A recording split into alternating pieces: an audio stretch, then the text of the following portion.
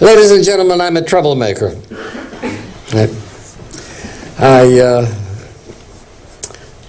very often am unpleased with the status quo because I think we always have to move ahead. The one thing that we know is that if you don't move ahead, you move backwards. And as Rabbi pointed out, we're under enormous pressures from the society in which we live, and they have their standards and their values, and subtly we can be pulled into influences that are not our own. Very interesting that Sal Sholem of Belz said that there's several kinds of Golusin. There's a Golus of when Jews are in Golus by Goyim. There's a worse Golus when Jews are in Golus by other Jews. And the worst Golus of all is when a Jew is in Golus in himself.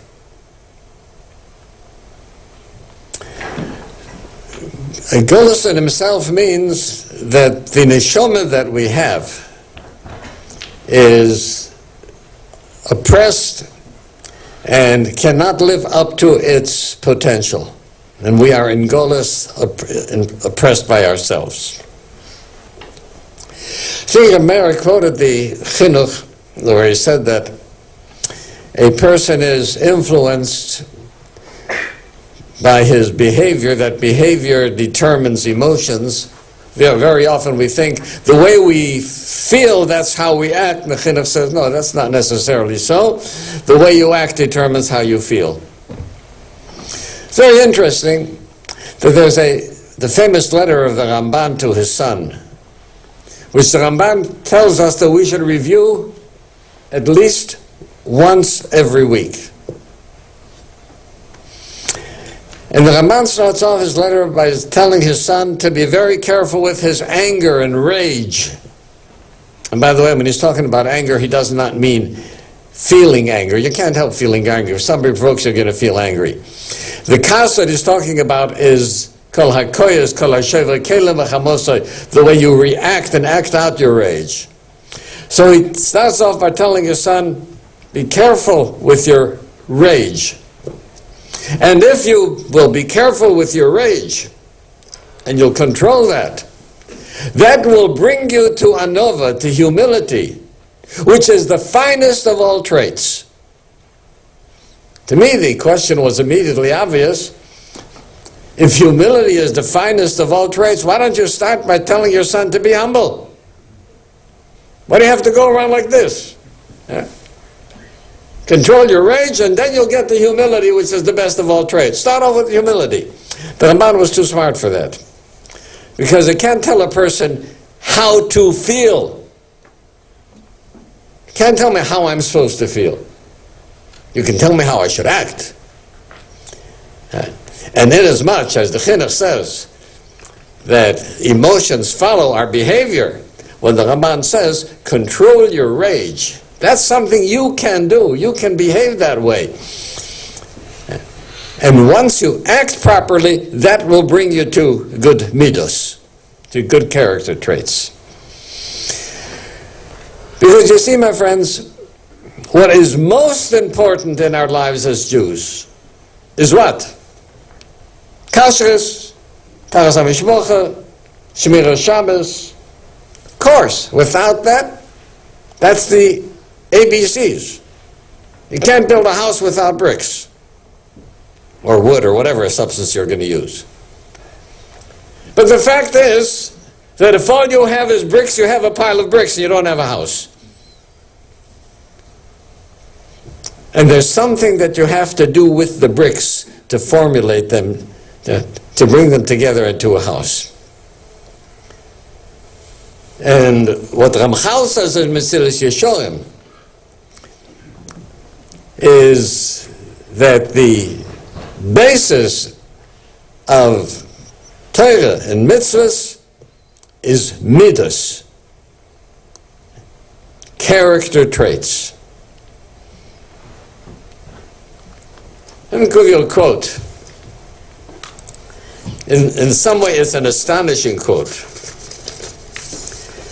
The quote from Reb Chaim Vital, who was the successor, the outstanding student of the Arizal. And his question is, why are the Midas not mentioned specifically in the Torah? We have 613 mitzvahs. We learn Midas from the way Avram Avinu behaved, from the way the Shvat. We learn Midas from the narratives of the Torah. But no way does the Torah say, you're not allowed to be a kassen. You're not allowed to go into fly into rage. So Chaim Vital says, Hein hachonos ha'ikrios al tayag mitzvahs b'kinyumim ha'bevitulim. The midas are a basis and a preface to either observing or violating the mitzvahs. And then he goes on to say, I'm not going to quote the whole thing, V'hilfikach inyan hamidas harois, bad character traits, koshi min haveres asman me'od, are much worse than averes. Uvazeh tovin inyan masham razal, and now you can understand why the Chachomim said, kol hakoyes, that if anybody loses his temper and goes into rage, oived avoid zora mamish, he is an idolater.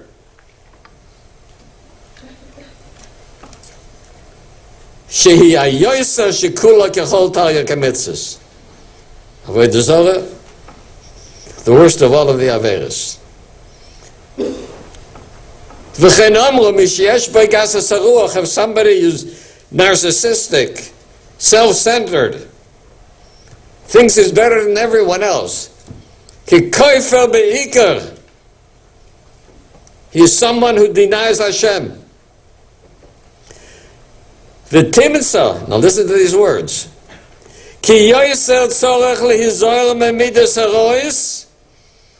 You have to be more careful about your character, bad character traits. Right? Min kiyum ha-mitzvahs haseh v'lo yisaseh. You have to be more careful about your character traits than about mitzvahs and averes.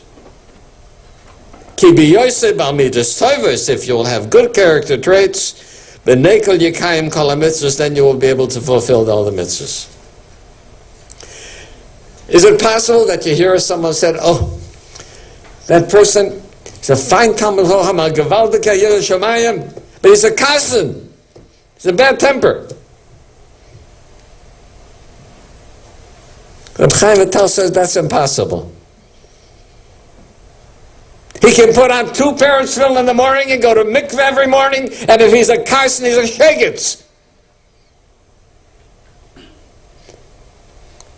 And worse, bad character traits are worse than averes. You know, my friends, we're living in a dangerous period of time. I don't know that's ever happened like this. Now, I want to tell you a Musa Shemulis that I had. It was a very strange place.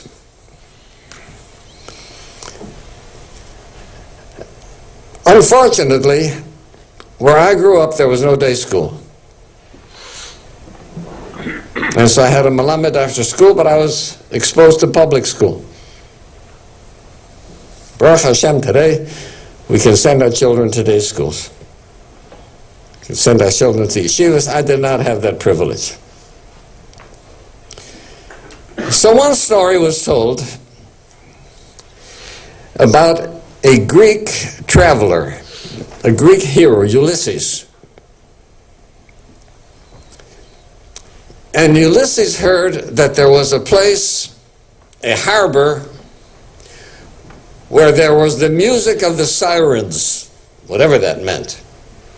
But this music was so attractive, it was so irresistible, that anybody who went in that harbor was drawn toward the shore and couldn't resist it. But there were very sharp reefs there, And so the ships that were attracted were destroyed. And ships that went by that harbor and they saw the wreckages of all the ships that were there, but when they heard the music, they had no choice, and they had to follow it. Now, Ulysses wanted to hear the music of the sirens. But he was smart enough to know that he didn't want to lose his life in the process. So what he did is he stuffed his sailors' ears with wax, so they would not be able to hear the music. And he had himself tied with strong ropes to the mast. And he told his sailors, no matter what you see me do or you hear me do, don't pay any attention. You keep on rowing straight. And so they rowed past the harbor, and the sailors could not hear the music of the sirens, kept on rowing. And Ulysses, who heard the music of the sirens, started screaming, head toward shore, head toward shore. And the sailors kept moving, they couldn't hear him. And he struggled against the ropes. I'm your captain. You have to follow my orders. Head toward shore. And they couldn't hear him, they went down. And later on, after they passed the dangerous area, he recognized how close he had been to disaster. And it was only because he was tied to the ropes, tied with ropes, that that saved his life. We're living in a world where the music of the sirens is everywhere. And it's attracting people to disaster, particularly our youngsters. And the music of the sirens is powerful. By the way, 100 years ago, Rabbi Yerucham wrote an essay, Ha'oretz nitno biyad Rosha, quoting Eov. And he said that the world has been given over to the power of the Sultan. And he shows absolute proof. When Moshe Rabbeinu did not return after 40 days, the Sultan showed them Moshe Rabbeinu mess. He showed them a vision, they saw it with their own eyes. They saw the body of Moshe Rabbeinu being carried to burial. Can't deny your own eyes. How did that happen? Because HaKadosh Baruch Hu gave the Sultan power to delude and to make us hallucinate. We have no way of knowing if what we see is true or not. It may be hallucination. What we believe and what we are told may be a delusion. And that's the kind of power that the Sultan had. And that was 100 years ago when there was no internet. And today it is 1,000 times worse. The Sultan has taken over and deluded and caused us hallucinations.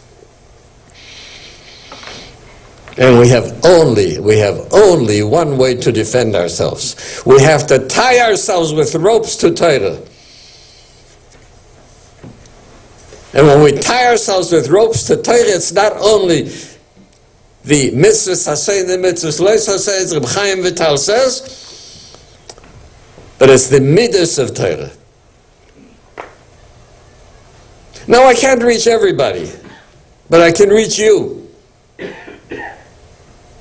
I want us to all have on the table several sforim that we regularly learn and that we regularly talk with our family about and talk with our children about.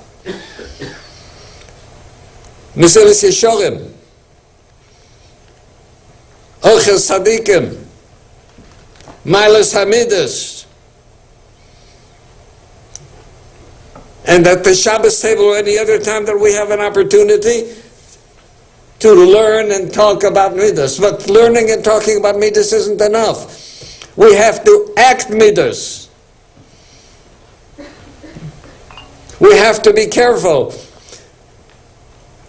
that we don't go into chaos, that we don't lose our temper, Of course things can happen that provoke us. You come home after a day of work and everything is tired and the house is upside down, and then somebody says something that really provokes you.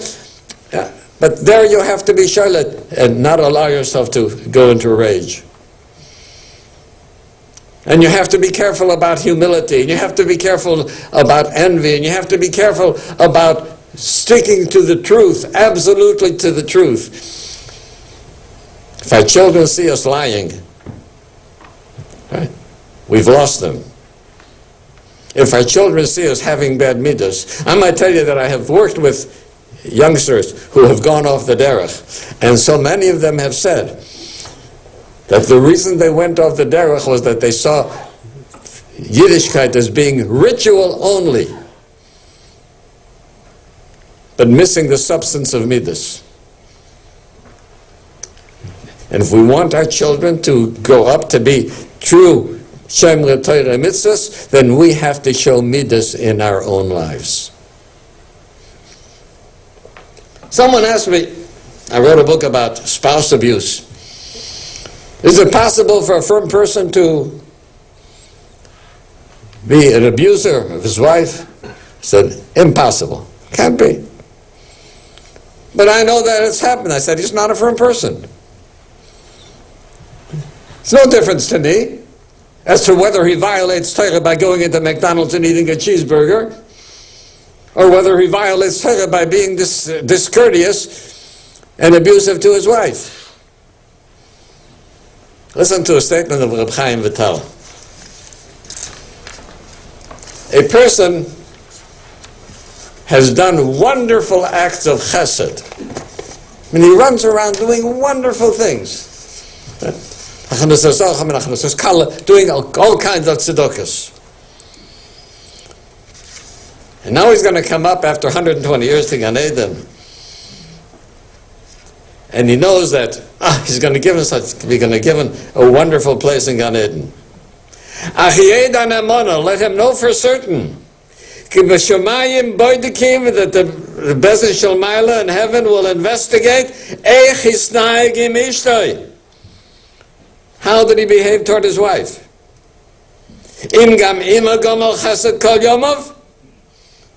If he behaved with chesed, with kindness toward his wife, fortunate, he's going to have a tremendous Gan Eden. Right? But if he irritated his wife, he used to be irritable and angry at home and shout. And used to be overly irritable. Without chesed and without helping in the house. This is going to determine his sentence. And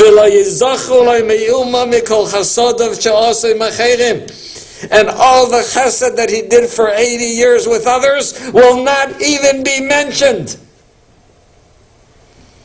Can you imagine that?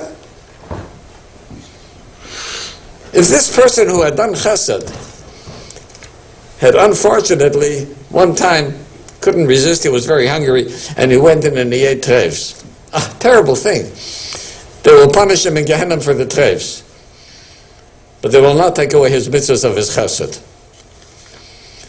But on the other hand, right, if he was emotionally and verbally abusive to his wife, I'm not talking about physically abusive, but if he was abusive to his wife, all his chesed will not even be mentioned. 80 years of chesed going down the drain. You see, my friends, this is why midas is important. The name of the game is midas. Now, obviously, a person who chas v'sholem chal Shabbos, or doesn't observe kashrus or taras hamishpocha, there's no way that he can be ashamed. I mean, that's living an animal life. But by the same token, let us not forget what the Ramban says in Parashat Kedoshim. And the Ramban says that so beautifully. The Ramban says the mitzvah of Kedoshim means over and above keeping the 613 mitzvahs. Because the Ramban says it's possible for a person to keep 613 mitzvahs and be novel b'shus ha-Torah. He can be a vulgar person with a hechsher of the Torah. He's doing everything right. And the mitzvah of Kedoshim Tiyu is a mitzvah esa deraisa, just like putting on tefillin or tzitzis or mezuzah or anything else. So you see, my friends, we're living, Meir talked about, we're living in a culture that has such false standards. I recently wrote a book called Without a Job, Who Am I? And as Rabbi pointed out, our culture has said you are what you do. Your job defines who you are. And so if you don't have a job, so who am I? You're laid off from work, I'm a nothing. No way. The job is a way to earn a living. It doesn't say who you are. Then what does say who I am? What does say who I am is how do I behave and how do I act. And how I act, that is how I will get to feel. Now you say, well, how can you tell somebody how to feel? Well, the Gemara has a problem with that. You should love Hashem. You can tell me I have to feel love. How can I be told what I have to feel? So the Gemara says, I'll tell you what it means. Means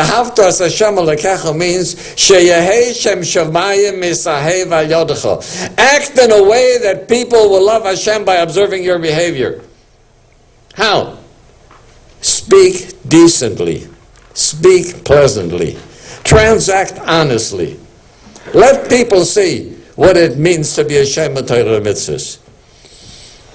And when they will see that kind of behavior from you, right, then they will get to love Hashem, and that's ve'ahavta, making Hashem beloved.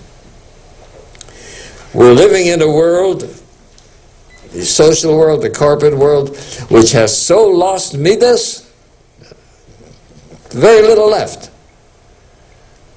Very little left. Everything is only for gratification of one's animal desires. And in this culture, we have to raise our children. And yes, we can send them to fine yeshivas and to fine girls' schools, and the yeshiva and the schools will hopefully do the best they can with their limited resources, but it has to begin at home. It has to begin with our own midas. And the mitzvah Hashem, by observing the midas, and now to say, these shvurim should now not leave the table. Shvurim of midas. I mentioned several. I mentioned Mesilas Yesharim, in Malas HaMidas, in Orchos Tzadikim, and the shvurim of Rav Dessler, and the shvurim of Rav Shlomo Waldman, the Sifrei Musa, Sifrei Chassidus that talk about midas.